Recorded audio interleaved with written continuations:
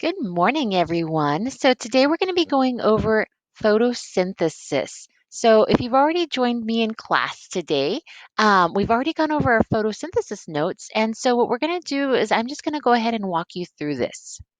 So, if we're looking at photosynthesis and we're going to give it a definition, so photosynthesis is going to be the process that an organism is going to take in order to get light energy and convert it into chemical energy.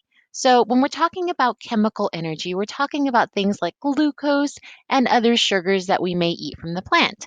So, for example, potatoes are very starchy. Starch, if you remember from biomolecules, is a type of sugar. And so plants are going to be able to take that radiant energy, that sunlight, and convert it into something that would be like a sugar.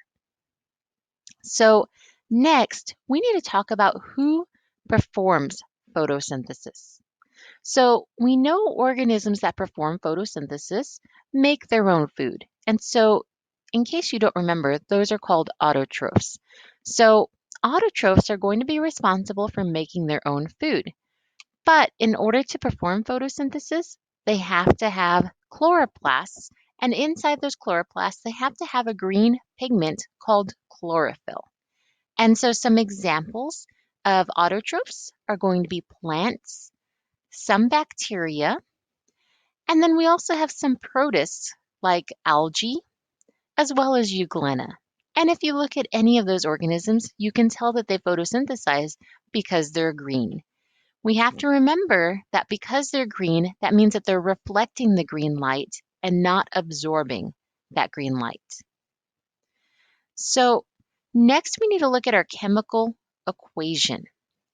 So we know plants need carbon dioxide and water. They also need sunlight in order to perform photosynthesis.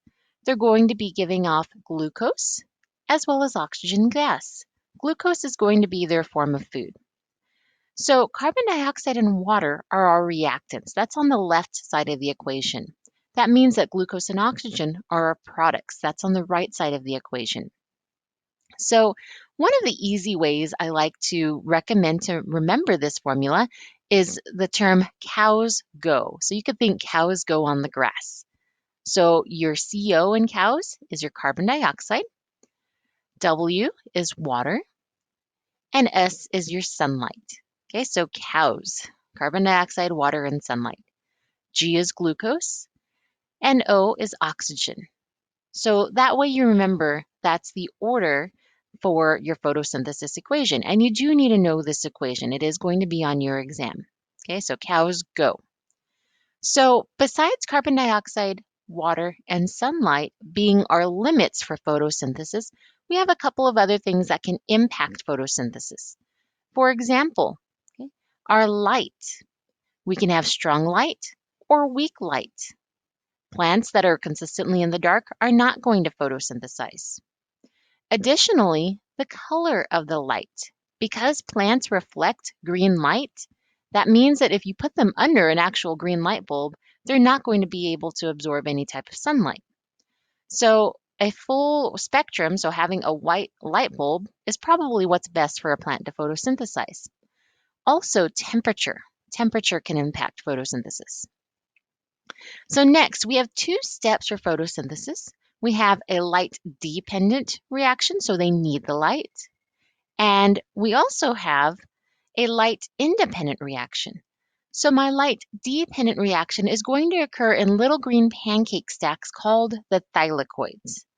The light-independent reaction is going to occur in the jelly-like substance outside of those green pancakes called the stroma.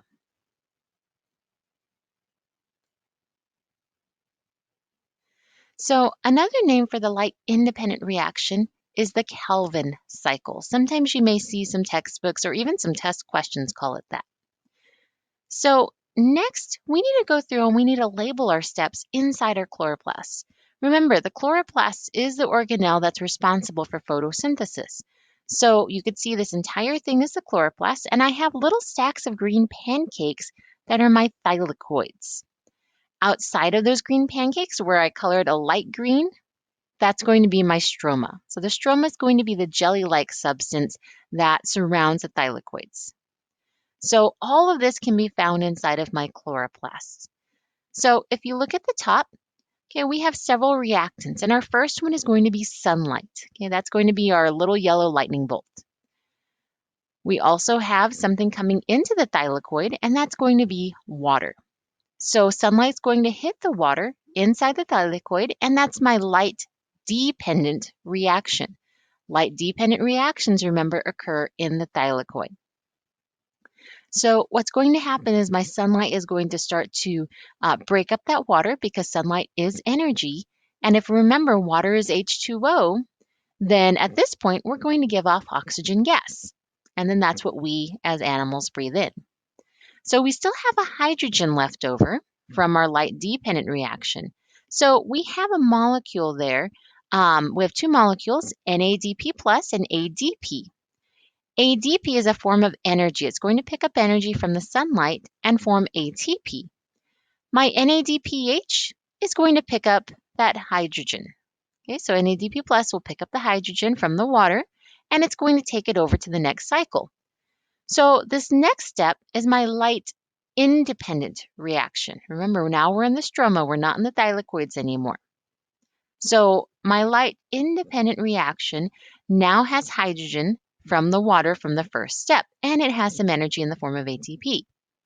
So next, my plant is going to bring in carbon dioxide. So carbon dioxide has a carbon and it has an oxygen, and it's going to combine with the hydrogen from the water. And so now, because it combined with that hydrogen, I'm going to be making glucose. Glucose is C6H12O6.